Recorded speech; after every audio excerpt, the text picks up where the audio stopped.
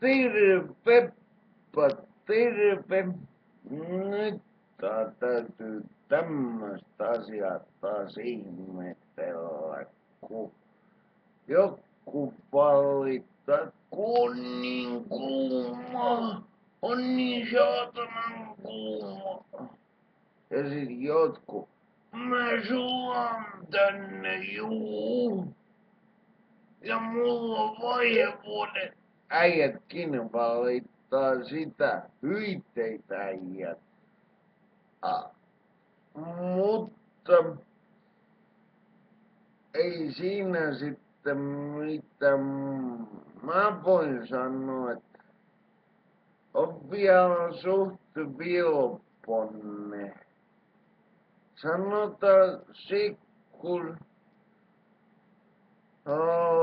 lämmöt alkaa olla tos plus 500 astetta, niin alkaa olla silleen, että ehkä kohta hiki valuu. Kokemuksen syvällä rintainella voin sanoa, että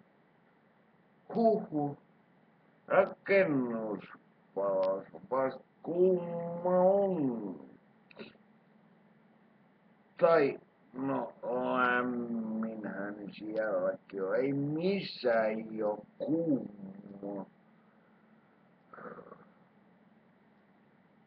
Paitsi nyt valtaväestön mielestä tuolla pihalla on niin saatanan kuuma.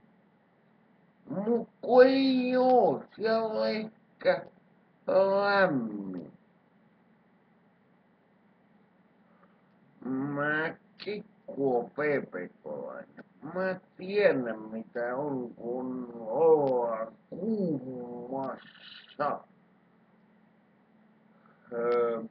Rakennuspaloissa on ollut muutaman kerran sukeltaa. Niin on siellä on kuuma.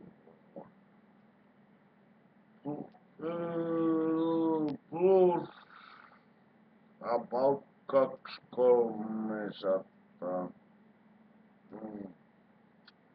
Että niin.